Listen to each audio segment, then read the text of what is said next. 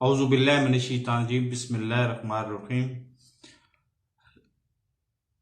मुझे निहायत अफसोस के साथ ये कहना पड़ रहा है कि मैं इस सदमे से सारी रात सो नहीं सका और अभी सुबह के मेरा ख्याल है 3 या 4 बजे हैं। जो रात 9 बजे वफादारी और वफादारियां बदलना, ये तो पाकिस्तान में मामूल की बात है, लेकिन वफादारी इस तरीके से बदलना कि जिसमें सैकड़ों हजारों लोगों का खून हो जाए और वो मौत के घाट में उतार दिए जाएं, सिर्फ अपने जाती थोड़े बहुत मफाद के चक्कर में, ये निहायत ही अफसोसनाक है। मुझे पता है, ये ज़हन में रखिएगा कि मुझे पता है कि सच की कीमत मैंने तजर्बे से हासिल की है। ये बात कि सच की कीमत हमेशा अदा करनी पड़ती है, और मैं तो वैसे ही वेल नोन जगह पे रह रहा हूँ। कोई भी आके यहाँ पे, मेरे पास तो एक फल काटने वाली छुरी भी नहीं है। तो बहरहाल इसके बावजूद ये मुल्क की के साथ वफादारी है कि मैं बात कर रहा हूँ कि फैसल वाडा साहब ने जो कॉन्फ्रेंस की, वो बेशुमार सवालात उठा गई है।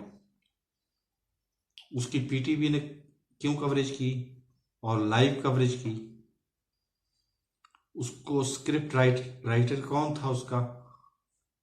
और वो अपनी ही बातों में इतने कंफ्यूज और इतने मतलब दोगली पॉलिसी क्यों अपना रहे थे कि एक लम्हे वो बात कर रहे हैं और दूसरे लम्हे वो उसकी तरदीद कर रहे हैं।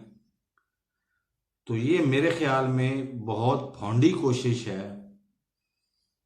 मुझे इससे कोई गरज नहीं है कि वो इमरान खान के बहुत देरीना दोस्त हैं और ये हैं और फलां हैं उन्होंने सबसे ज्यादा नुकसान पहुंचाने की कोशिश की है। कामयाब वो नहीं हुए, ये अलग बात है, लेकिन कामयाब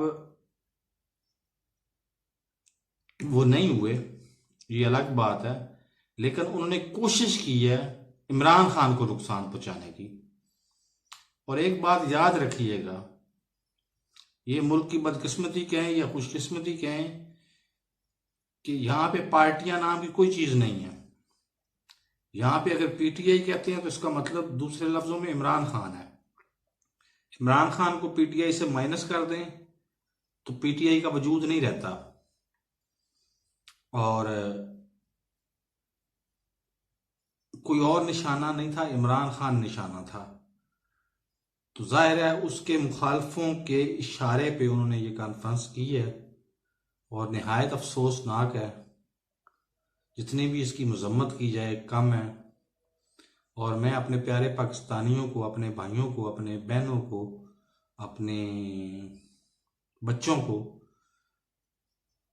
ये मशवरा दूंगा कि जान अल्लाह ताला ने एक दिन मुकर्रर कर रखा है, उससे ना एक लम्हा आगे होना है ना एक लम्हा पीछे होनी है, और उसने जगह भी मुकर्रर कर रखी है।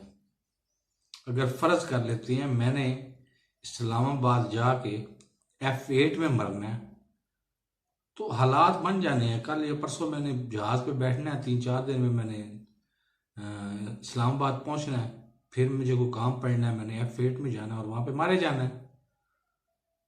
तो घबराने की या परेशान होने की कोई जरूरत नहीं है। आप बराए करम आप खुद भरपूर शिरकत करें इस लॉन्ग मार्च में, क्योंकि ये पाकिस्तान की आज़ादी का मसला है। अगर पाकिस्तान इस मौजूदा लम्हे में आज़ाद नहीं होता तो फिर पाकिस्तान कभी आज़ाद नहीं हो सकेगा। तो मेरे इस चैनल को सब्सक्राइब नहीं किया तो सब्सक्राइब कर लें, साथ लगे बेल आइकन को दबा के नोटिफिकेशन को ऑन कर दें, ताकि मेरी हर नई आने वाली वीडियो को नोटिफिकेशन आपको बर वक्त मिल सके। अल्लाह हाफिज़।